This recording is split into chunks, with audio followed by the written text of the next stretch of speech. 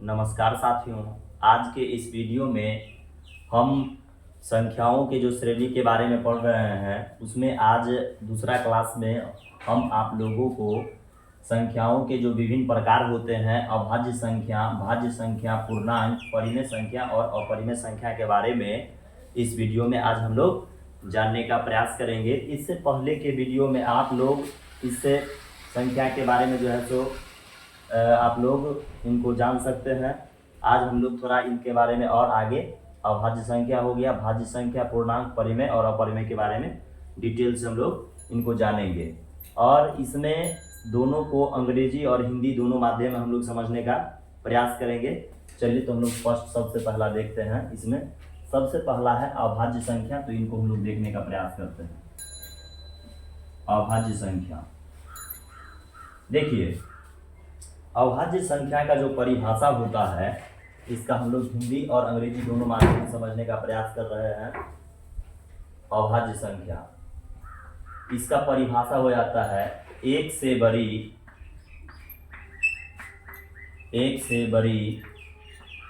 वह सभी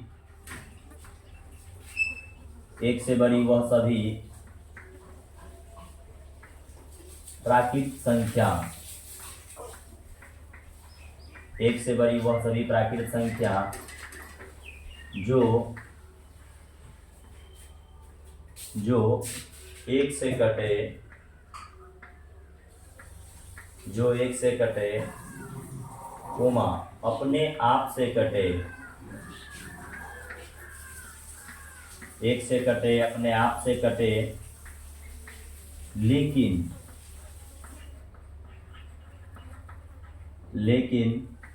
तीसरा किसी से ना कटे, तीसरा किसी से नहीं कटे, कोमा उसे ही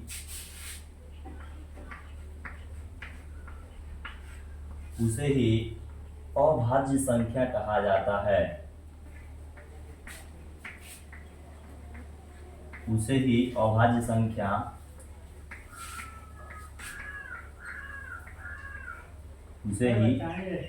संख्या कहा जाता है।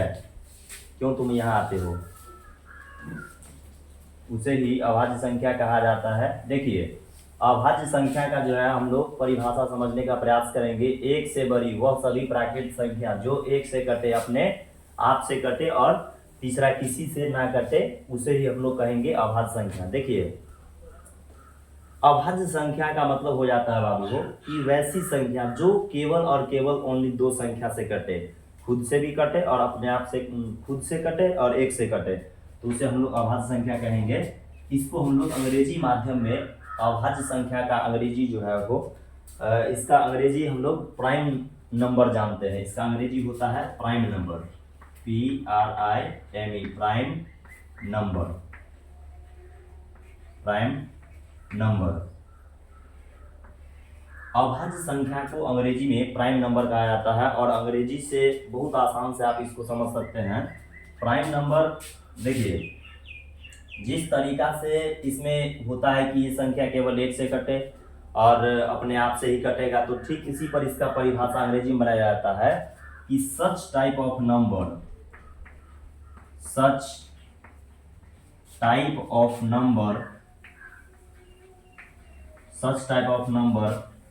which is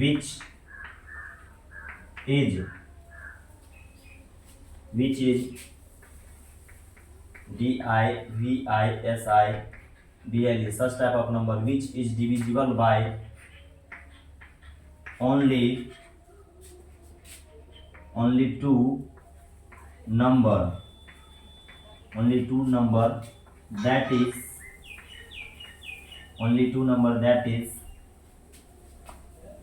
1 and itself।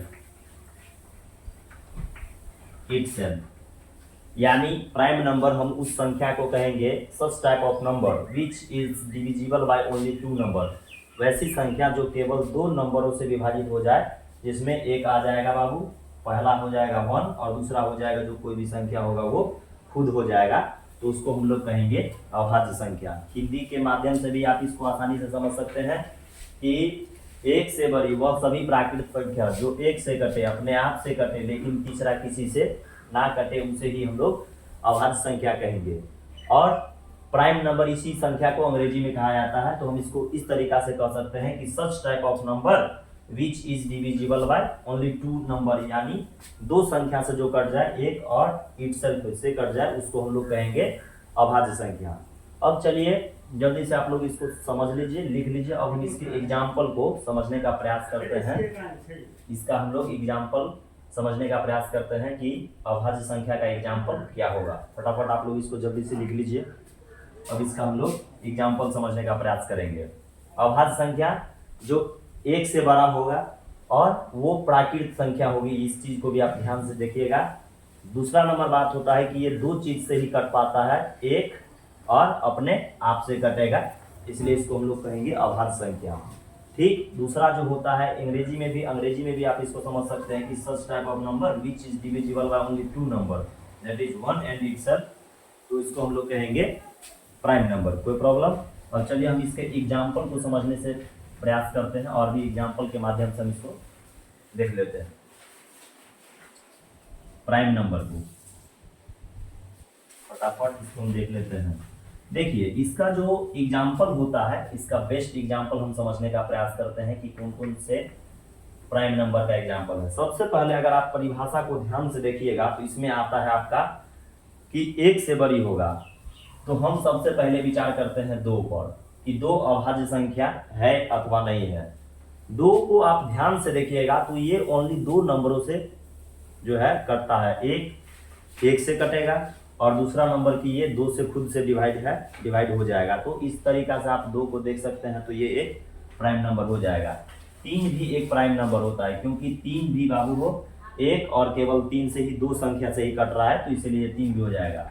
ठीक, इसका एग्जाम्पल 5, 7, 9 नहीं होगा, बल्कि 11, 13, 15 भी नहीं होगा, 17, 19, 21 नहीं होगा, 23, 24 भी नहीं हो सकता है, 25, 26, 27 ये सब नहीं हो सकता है, सिर्फ 29, 31, उसके बाद 37। इस तरीका से आप पूरा जो है अभाज्य संख्या का एग्जाम्पल समझ सकते हैं कि ये अभाज्य संख्या है अथवा नहीं। तो आप इन सभी संख्याओं को जरा गौर से देखिएगा। ऐसी संख्या है बाबू को कि इसमें जो है आपको केवल दो चीज से ये कटते हुए नजर आएगा। इसमें जितना संख्या देख रहे हैं, 7 को ले लीजिए, 1 से कट रहा है, 7 से कट रहा है। 17 को ले लीजिए, 1 से कट रहा है और 17 से खुद से ही कट रहा है। तो इसको हम लोग अभाज्य संख्या के रूप में जानेंगे। अब ध्यान से एक बात और समझने का प्रयास कीजिएगा। अगर आप इसी तरीका से अभाज्य संख्या को लिखते जाइएगा तो 100 तक अगर आप जाइएगा, जैसे मान लीजिए कि हम 100 तक जाते हैं, एक से लेकर के अगर हमको 100 तक मान लीजिए लिखना रहेगा, 100 तक अगर हम अभाज्य संख्या लिखेंगे तो इनकी संख्या कितनी हो पाएगी? तो इनकी टोटल संख्या हो जाएगी 25। और जबकि 1 से अगर आप 50 तक ही देखिएगा, 1 से लेकर के 50 तक अगर आप देखिएगा तो कितनी अभाज्य संख्या होगा? तो ये हो जाएगा आपका 15 अभाज्य संख्या हो जाएगा। आप इसको लिख करके जांच कर सकते हैं। 1 से लेकर के 100 तक अगर हम लिखेंगे तो 25 आएगी, और 1 से लेकर के 50 तक अगर लिखेंगे तो उसमें 15 आएगा, है ना। आप कंफ्यूज ये नहीं होइएगा कि 1 और 100 था तो उसमें आ गया 25, जबकि 1 और 50 था आ रहा है तो इसका आधा होना चाहिए 25 का है, तो ऐसा कोई बात नहीं है।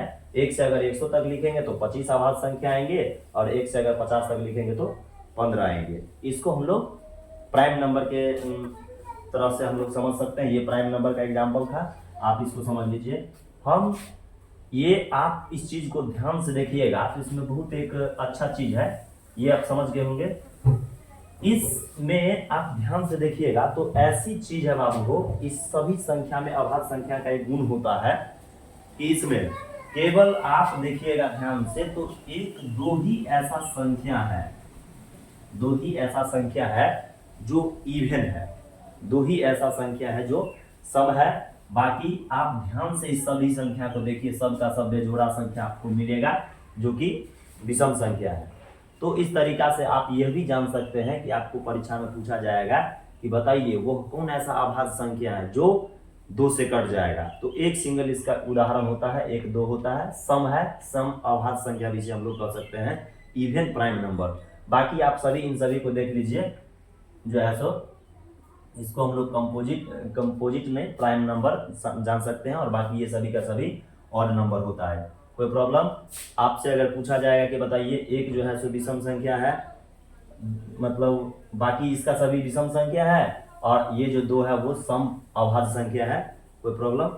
अब चलिए, जैसे आप लोग अभाज्य संख्या के बारे में हर चीज को समझ गए हैं, तो हम लोग आगे चल बढ़ते हैं, इसके बारे में थोड़ा सा और समझने का प्रयास करते हैं। चलिए, दूसरा संख्या है मेरा, आज का जो क्लास है उसका दूसरा संख्या है, आप ध्यान से देखिएगा तो इसमें है भाज्य संख्या। भाज्य संख्या, देखिए यदि आपको अभाज्य संख्या का परिभाषा मालूम हो जाएगा तो आप भाज्य संख्या का भी परिभाषा आसानी से मालूम कर सकते हैं। जिस तरीका से भाज्य संख्या अभाज्य संख्या जो है आपको दो ही संख्या से डिविजिबल हो पाता है, ठीक उसी प्रकार से भाज्य जो होती है बाबू वो दो या दो से अधिक संख्या से डिविजिबल हो पाता है। तो चलिए हम लोग देखते हैं भाज्य संख्या। वैसी संख्या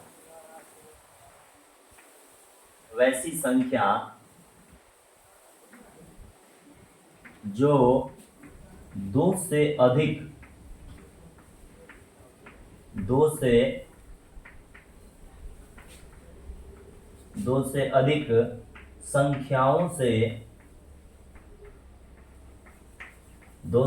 संख्याओं से विभाज्य हो जाए, दो से अधिक संख्याओं से विभाज्य हो जाए, दो से अधिक संख्याओं से विभाज्य हो जाए, तो उसे ही हम लोग भाज्य संख्या के रूप में जानते हैं। वैसी संख्या जो दो से अधिक संख्याओं से क्या हो जाए, विभाज्य हो जाए, तो उसी को हम लोग कहेंगे कौन सी संख्या, भाज्य संख्या। अंग्रेजी में इस नंबर को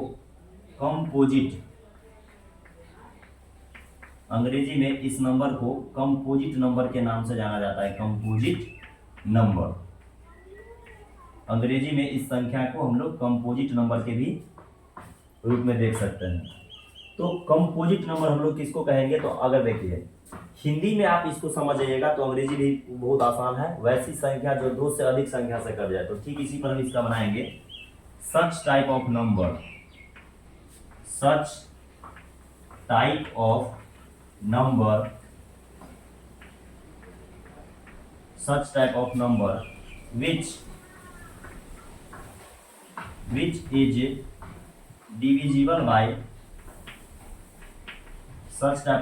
which is divisible by more than two number, is known as composite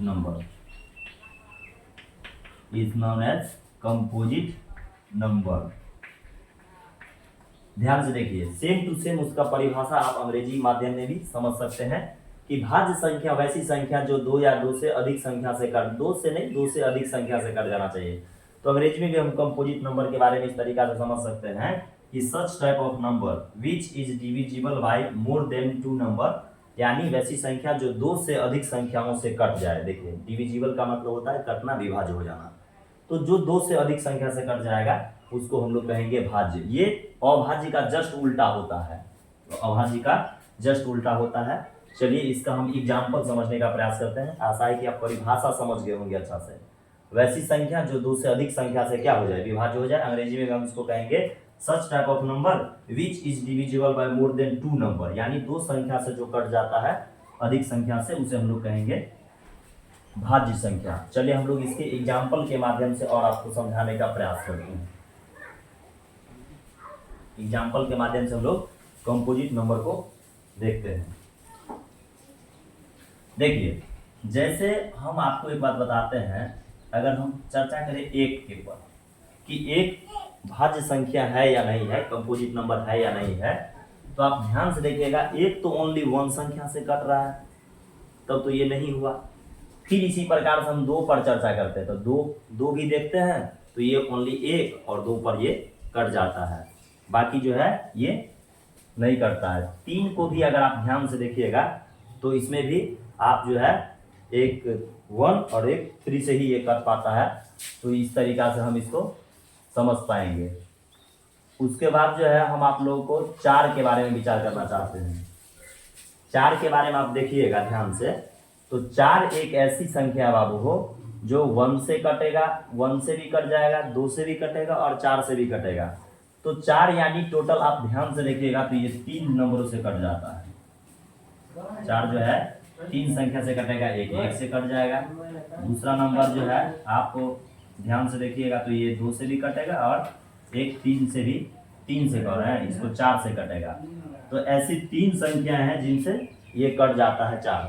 तो इस तरीका से आप देख सकते हैं 4 हो जाएगा, 5 नहीं होगा, फिर 6 हो जाएगा, फिर 6, 7 नहीं होगा तो 5 और 7 को हम काट दिए, 8 जो है सो 8 हो जाएगा क्योंकि आप देखिए 1 से भी कट रहा है, 2 से भी कटेगा और 4 से 8 से तो कट रहा है। तो जो 2 से अधिक संख्याओं से कट जाएगा।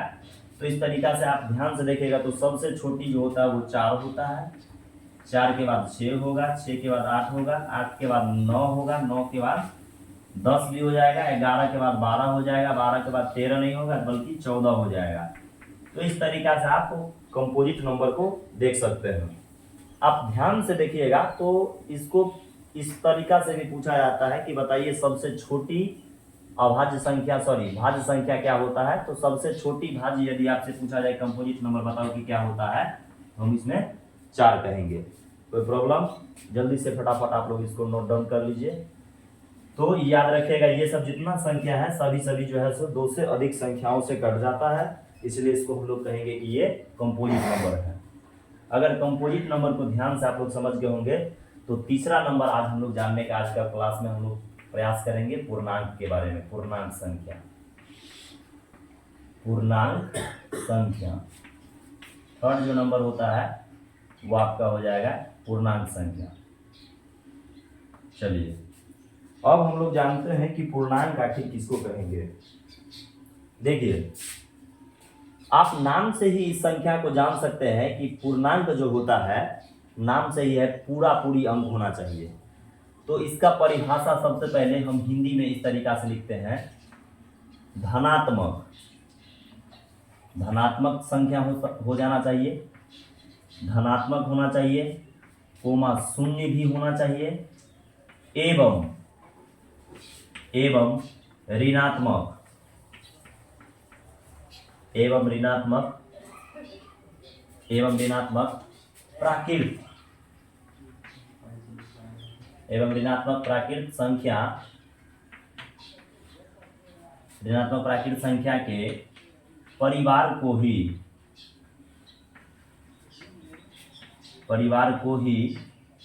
पूर्णांक संख्या कहा जाता है, को ही पूर्णांक संख्या कहा जाता है।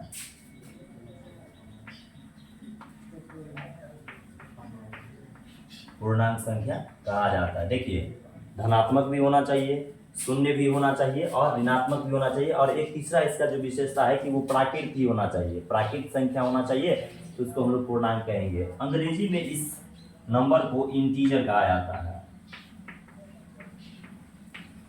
अंग्रेजी में इस नंबर को इंटीजर के नाम से जाना जाता है। आप ध्यान से देखिएगा तो इंटीजर का एग्जांपल हम इस तरीका से लिख सकते हैं कि positive, 0 and negative, natural number family, natural number family is known as क्या चीज, इंटीजर, इंटीजर। आप ध्यान से देखिएगा तो इंटीजर भी हिंदी के हिसाब से अंग्रेजी में भी हम उसी तरीका से जान सकते हैं कि जो पॉजिटिव होगा नंबर, 0 भी हो जाएगा एंड नेगेटिव हो जाएगा।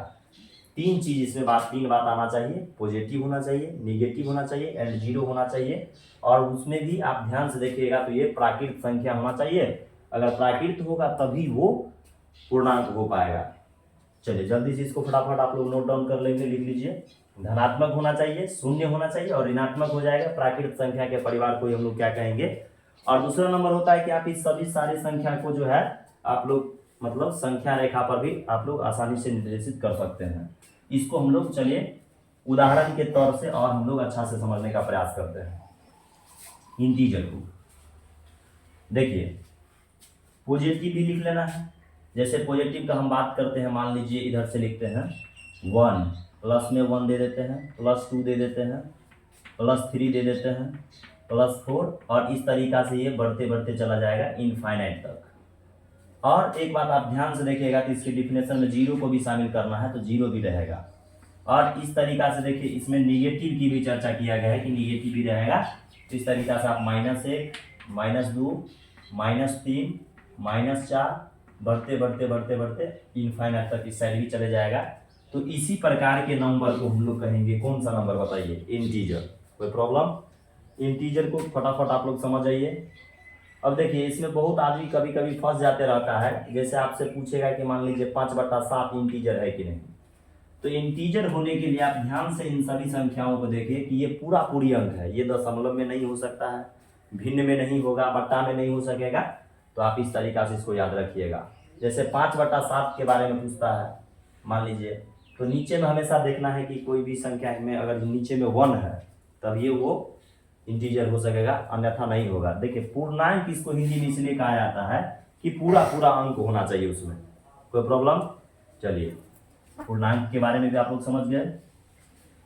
अब ध्यान से अगर हम लोग देखेंगे तो पूर्णांक के बाद जो है आज के जो क्लास है इसमें हम लोग परिमेय को जानेंगे। परिमेय संख्या चौथा होगा परिमेय संख्या। परिमेय संख्या बहुत इंपॉर्टेंट संख्या है और काफी प्रश्न को हल करने में ये आप लोगों को जरूरत होगा। तो इनको हम लोग समझने का प्रयास करते हैं। परिमेय संख्या देखिए वैसी संख्या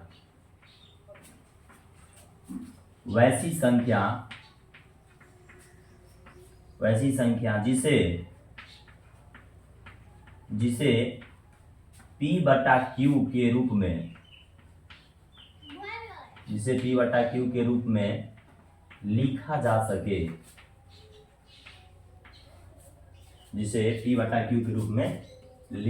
सके, वैसी संख्या जिसे P/Q के रूप में लिखा जा सके, जहां आपको एक बात ध्यान देना है कि जहां P तथा Q क्या होगा, जहां P तथा Q पूर्णांक होना चाहिए, जहां P तथा Q पूर्णांक है एंड Q बराबर नहीं होना चाहिए 0। ये इसका आपको पूरा परिभाषा इस तरीका से बोलना है और आप इसको ध्यानपूर्वक समझ जाइएगा कि वैसी संख्या जिसे P/Q के रूप में हम लोग यानी फ्रैक्शन के रूप में, भिन्न के रूप में जिसे हम लोग लिख पाएंगे तो उसे हम लोग कहेंगे क्या चीज बताइए, परिमेय संख्या। इसका अंग्रेजी में हम लोग जानते हैं, इसको कहा जाता है रेशनल नंबर।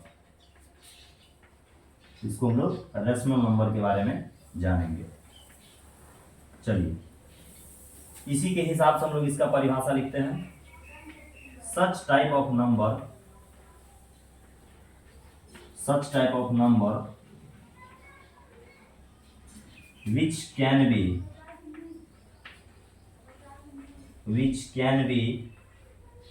expressed बोलिए या written in the form of P/Q यानी P/Q के रूप में यदि हम लोग इसको अगर रिप्रेजेंट कर पाते हैं, लिख पाते हैं तो हम लोग इसको रेशनल नंबर कहेंगे। और रेशनल नंबर को हिंदी में परिमेय संख्या कहा जाता है। तो आप लोग इस तरीका से हम लोग इसको जान पाएंगे। परिमेय संख्या वैसी संख्या जिसे P/Q के रूप में लिखा जा सके, जहां P तथा Q पूर्णांक है और Q बराबर नहीं है 0। इसको हम लोग परिमेय संख्या को अंग्रेजी में रेशनल नंबर के रूप में जान सकते हैं। और इसका अंग्रेजी में हो जाएगा कि such type of number which can be written, या यहाँ पर आप लोग रिप्रेजेंट भी कह सकते हैं, एक्सप्रेस्ड भी कह सकते हैं, written in the form of P by Q is known as क्या चीज है, रेशनल नंबर। इसका एग्जाम्पल जो है हम बट्टे के रूप में भी लिख सकते हैं, जैसे देखिए 5/7, 7/9, 1 2 0, माइनस वाला भी हो जाएगा, -5, -7, 3, कोई भी चीज, ये सब जो है सो जिसको अगर हम लोग बट्टा के रूप में लिख पाएंगे। देखिए इन सब के भी बट्टा में यदि नहीं कुछ रहेगा तो 1 रहेगा, 1 रहेगा, सबके बट्टा में नहीं पूछा तो 1 है, तो सब तो बट्टे के रूप में है, तो इसलिए इसको हम लोग कहेंगे कौन सी संख्या बताइए, परिमेय संख्या। जल्दी से इसको फटाफट करके लिख लीजिए। अब हम लोग जैसे ही आप लोग ये संख्या समझ जाइएगा, तो इसके बाद इसमें कुछ और चीज जैसे पूछा जाता है आपके बारे में कि मान लीजिए रूट के अंदर में कुछ संख्या दे देगा, जैसे 9/16 दे देगा, आपका 9/16 दे दिया जाए, 9/16 यदि दे दिया जाए तो ध्यान से आप देखिएगा कि इसका जो है सो p/q के रूप में अगर हम इसका वर्गमूल निकालेंगे तो ये आ जाएगा 3, 9 का वर्गमूल 3 और 16 जो है ये 4 का हो जाएगा। तो इस तरीका से 3/4 निकल जाएगा। तो रूट की कुछ भी ऐसी संख्या होगा जो बाहर निकल जाए तो उसको हम लोग कहेंगे कौन सी संख्या बताइए, आप समझ सकते हैं, इसको हम लोग परिमेय संख्या कहेंगे। जस्ट इसका होता है उल्टा, अपोजिट होता है आपका अपरिमेय संख्या। चलिए हम लोग समझने का प्रयास करते हैं, अपरिमेय संख्या के बारे में हम लोग समझने का प्रयास करते हैं। चलिए 5वां संख्या होगा अपरिमेय संख्या। अपरिमेय संख्या, अपरिमेय संख्या, वैसी संख्या, वैसी संख्या जिसे, वैसी संख्या जिसे p/q के रूप में, वैसी संख्या जिसे p/q के रूप में नहीं लिखा जा सके, नहीं लिखा जा सके, वैसी संख्या जिसे p/q के रूप में हम लोग रिप्रेजेंट नहीं कर पाएंगे, नहीं लिखा जा सकेगा, उसी को हम लोग कहेंगे अपरिमेय संख्या। देखिए परिमेय में क्या होता है कि आप उसे p/q के रूप में लिख पाएंगे, लेकिन अपरिमेय में इसका ठीक विपरीत हो जाता है कि आप हम लोग उसको जो है सो p/q या अंश बट्टे हर चाहे फ्रैक्शन के रूप में हम उसको नहीं लिख पाते हैं। अंग्रेजी में इसको कहा जाता है irrational number, IRRATIONAL, irrational number, irrational number. ठीक उसका जस्ट हम लोग लिख पाएंगे सच type of number, such type of number, such type of number which is not written